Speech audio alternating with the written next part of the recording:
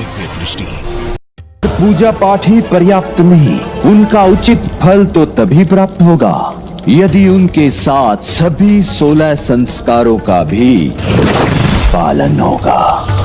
प्रथम संस्कार, गृह में सदा तांबुल अथवा पान का सेवन हो, और विशेषकर गृह की स्त्रियां ऐसा अवश्य करें, क्योंकि तांबूल के प्रयोग से गृह में सदा श्री और सौभाग्य का वास होता है।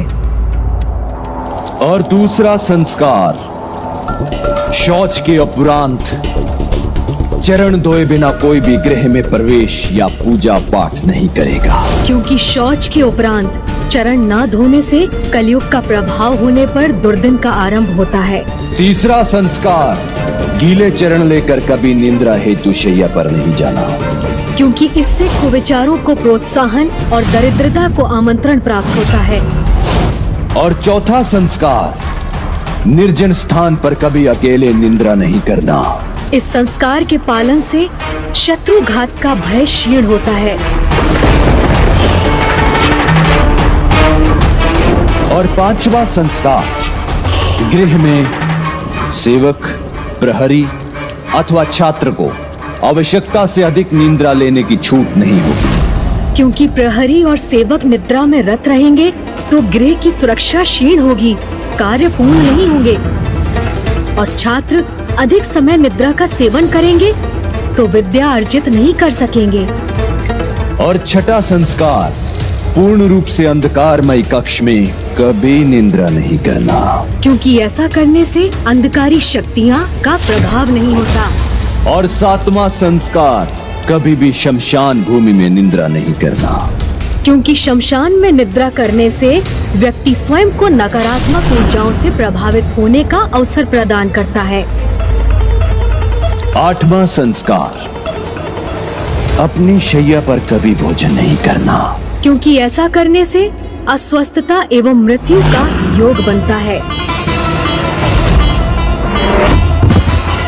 नौवां संस्कार, कभी निर्वस्त्र निंद्रा नहीं करना, क्योंकि निर्वस्त्र निद्रा करना महादेव का अपमान है। 10वां संस्कार, भोजन के उपरांत अपना मुख स्वच्छ करना आवश्यक है। ऐसा करने से अस्वस्थता उत्पन्न करने वाले कीटाणु और जीवाणु शरीर में प्रवेश नहीं कर पाते। और 11वां संस्कार, उत्तर दिशा में शीश कर कभी निंद्रा नहीं करना, क्योंकि ऐसा करने से चरण दक्षिण दिशा में हो जाते हैं, जो दक्षिण में वास करने वाले हमारे पूर्वजों एवं काल भैरव जी का अपमान है। जिनके कोप का परिणाम मृत्यु नहीं हुआ तो मानसिक संतुलन खोना तो अवश्य होता है। और 12वां संस्कार, अपना शीश कभी भी पश्चिम दिशा में रखकर निंद्रा नहीं करना, क्योंकि पश्चिम दिशा में शीश रखकर निद्रा करने से चिंताओं में वृद्धि होती है। और 13वां संस्कार, छात्र पूर्व दिशा में ही शीश रखकर निंद्रा करें, क्योंकि पूर्व में शीश रखकर निद्रा करने वालों को ज्ञान और विद्या सहज प्राप्त हो जाते हैं।